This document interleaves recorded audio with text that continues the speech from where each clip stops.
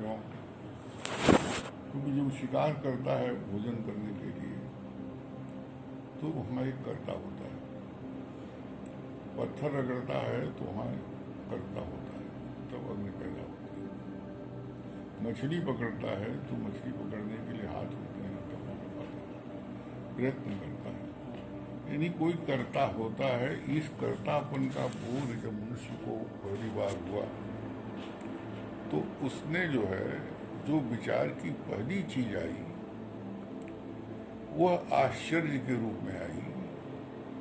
ये समुद्र हाहाकार कर रहा है, नदियां बह रही हैं, फूल खिल रहे हैं, मनुष्य बीमार हो रहा है, जीव मर रहे हैं, पैदा हो रहे हैं, तो आखिर यह उसका कोई विज्ञान नहीं था, उसके अंदर एक जिज्ञासा पैदा हुई।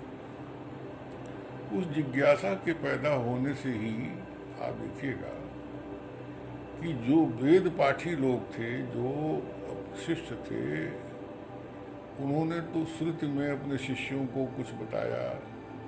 उस समय की जो भाषा थी वैदिक, और वो लिखी जाती नहीं थी, तो शिष्यों से शिष्यों तक होती हुई वेद परंपरा चली। लेकिन ये कोई निश्चित नहीं है कि जो एक छोटा सा वर्ग है जो दीक्षा में रहता है, जो थोड़ा संप्रदाय बनाए हुए है, वेद आदि का ज्ञान विज्ञान का, कुछ चेले गुरु का, लोक भी तो जिज्ञास हुआ होगा, जो पढ़ा लिखा नहीं था। तो लोक ने अपनी जिज्ञासा की शांति के लिए अपने अपने ढंग से ईश्वर की कल्पना की। दो प्रकार के संप्रदाय, दो प्रकार के चिंतन विकसित हुए। एक ने सोचा कि ये जो बाह्य जगत है, जो दिखाई पड़ रहा है, उसके भीतर प्रवेश करके, उसको देखकर, दौड़कर, भाग करके कुछ उस कर्ता को खोजा जाए। और एक वर्ग ऐसा विकसित हुआ कि उसने सोचा कि ये हमारी जो सांस चल रही है, हम जो देख रहे हैं, हम जो भूख है, प्यास है, ये क्या है? तो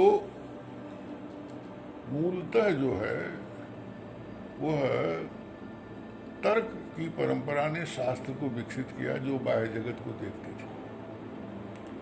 लेकिन लोक ने अपने अपने ढंग से कुछ अंदर की चेतना पर ध्यान दिया, सोचा क्या है क्या नहीं है। इससे जो है योग परंपरा विकसित हुई। उसी योग परंपरा में जो अलग अलग समुदायों में अलग अलग लोग थे, वे ही सिद्ध कहलाए, या वो सिद्धों की परंपरा हो गई। उन्हीं सिद्धों में से जिन लोगों ने ये सोचा कि कोई स्वामी है, नाथ माने स्वामी करता है, और उसको भीतर भीतर अनुभव किया जा सकता है, वह मनुष्य जो है उसी का एक स्वरूप है। तो उससे नाथ परंपरा या हठ योग परंपरा शुरू हुई। और जो लोग ईश्वर को नहीं मानते थे, ईश्वर कर्ता की खोज नहीं की, उन्होंने अपने भीतर ध्यान से अपने को देखा कि वह एक ऐसी अवस्था में भी जा सकते हैं जिस अवस्था में सुख दुख, हानि लाभ, जीवन मरण का कोई प्रश्न नहीं रह जाता है। वो बुद्ध परंपरा हो गई, नाथ परंपरा हुई, बुद्ध परंपरा हुई। और इस नाथ बुद्ध परंपरा में जब मुस्लिम संस्कृति की मुठभेड़ हुई, यौन आए, आदान प्रदान व्यापार का हुआ, तो वहाँ भी रब अल्लाह की परंपरा थी। जब ये बहुत बाद में आया, क्योंकि मोहम्मद साहब का जन्म ही बहुत बात का है, 1500-1600 वर्ष हुए हैं।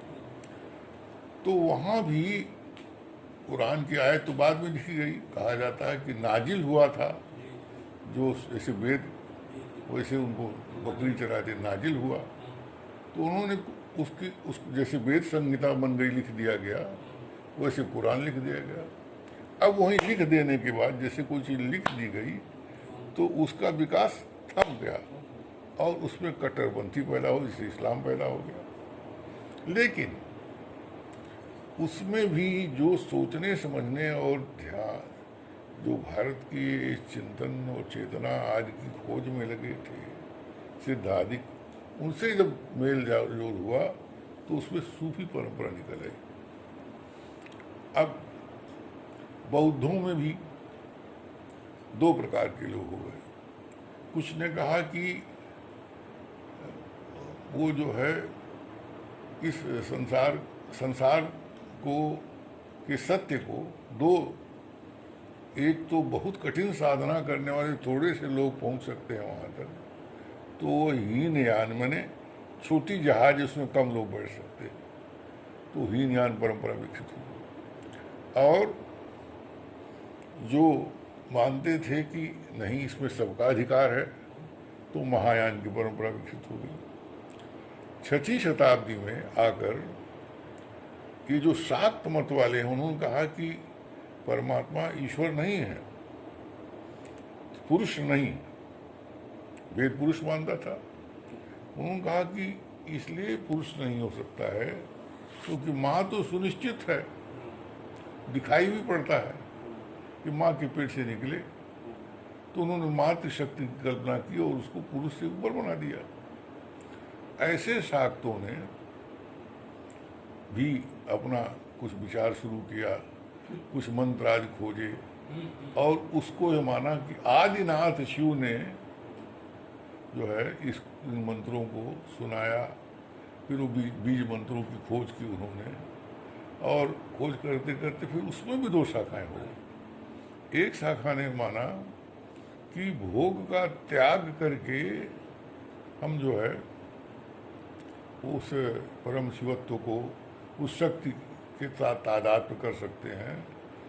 तो वे तो हो गए दक्षिण मार्गी, और जो मानते थे कि नहीं हम भोग करके इसकी व्यर्थता का बोध करके हम उस तत्व शक्ति माध्या शक्ति को जान सकते हैं, वो हो गए वाम मार्गी। अब ये जो ईसा के शताब्दी के कुछ पहले से कुछ ये सब शुरू हुआ था, 5-6 हजार वर्ष पहले, 5,000 वर्ष पहले, कहीं कहीं सभ्यता 3,000 वर्ष पुरानी है।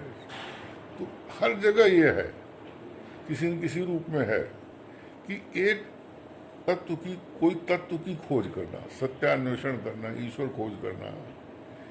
उस ईश्वर निराकार भी है, साकार भी है। इन सब का घाल में लोक में बनता चला गया और जगह जगह उसके साधक साधु अलग अलग संप्रदाय विकसित करने लगे। तो वह अफगानिस्तान में या वहाँ जा कर के उसमें मुस्लिम और दूसरी पद्धतियाँ भी उसमें जुड़ती गईं। लेकिन यह एक बात कॉमन थी कि हमारे भीतर जो जुड़ने की इच्छा है, प्रेम है, लगाव है, इसी लगाव से ही, इसी के सहारे ही हम अपने से भी जुड़ सकते हैं और जगत के बाह्य जगत से भी जुड़ सकते हैं। इसलिए देखा होगा कि प्रेम और भक्ति ये सब जगह कॉमन है। और आगे चल करके उसी जो साधु थे, अलग अलग सिद्ध थे, नाथ थे, बौद्ध थे, वज्रयानी थे, सहजयानी थे। आप पढ़िए संप्रदाय तो कम से कम 150 संप्रदाय मिल जाते हैं। वो 150 संप्रदाय कुछ नहीं है, वो अलग अलग को खोजने जानने के अलग अलग मार्ग। क्यों ईश्वर को ही? इसलिए इस दुनिया की सारी किताबें, प्रारंभिक किताबें, चाहे वेद हो, चाहे यूरोप की किताबें हों, उसमें जो है ईश्वर, शैतान, भूत प्रेत, रहस्य, जिज्ञासा आदि का ही काव्य शुरू में मिलता है। किसी भी कहीं भी, दुनिया की कहीं भी प्रारंभिक साहित्य में। तो हिंदी साहित्य के साथ ऐसा ही हुआ। आगे चल करके धीरे धीरे उसी में निर्गुण सगुण की शुरू, पहले निर्गुण ही आएगा, क्योंकि शुरू में साकार की कल्पना करना तो मुश्किल है, क्योंकि इतना बड़ा स्पेस है, तो कौन सा आकार, चूहे का आकार कि भैंस का आकार कि बैल का आकार, तो आकार में झंझट थी, इसलिए निराकार, तो इसलिए निर्गुण भक्ति पहले आई। तो कुल मिलाकर अगर आप देखिए दुनिया के परिदृश्य को, तो आप पाएंगे कि प्रारंभिक जितना भी साहित्य है, भाषाएं हैं, उन्होंने किसी न किसी रूप में कुछ खोजने और कुछ तत्व, सत्य या ईश्वर या जो भी आप कह लीजिए, इसी के आसपास जो है सारी रचना धर्मिता आधारित है। आगे चलकर धीरे धीरे सभ्यता का विकास हुआ। जैसे आज मान लीजिए पूंजीवाद आ गया, तो आपके साहित्य में भाषा और अर्थव्यवस्था ये वो सब आने लगा, संरचना ये सब आ गया। लेकिन शुरू में कोई आदमी विचारे क्या करता है, सिवाय इसके कि वो नदी को देख रहा बह रही है, क्यों नदी कहाँ से बन गई, आग जल रही तो आग सब जिह्वा, वेदों ने कहा कि 7 जीव सर्वभुक सब कुछ जला सकती है। अब जो सामने था उसमें जिज्ञासा करना, आश्चर्य करना, तो चाहे वेद हो, गाड में डाल, ये सब ईसाई धर्म में भी ऐसी है, एक गाड मान लिया गया, गाडेस में डाल, कहीं गाड कहीं गाडेस। अब द्वितीय तत्व है, प्रकृति पुरुषात्म जगत है, नर नारी यही तो है भेद, नर मादा। तो नर मादा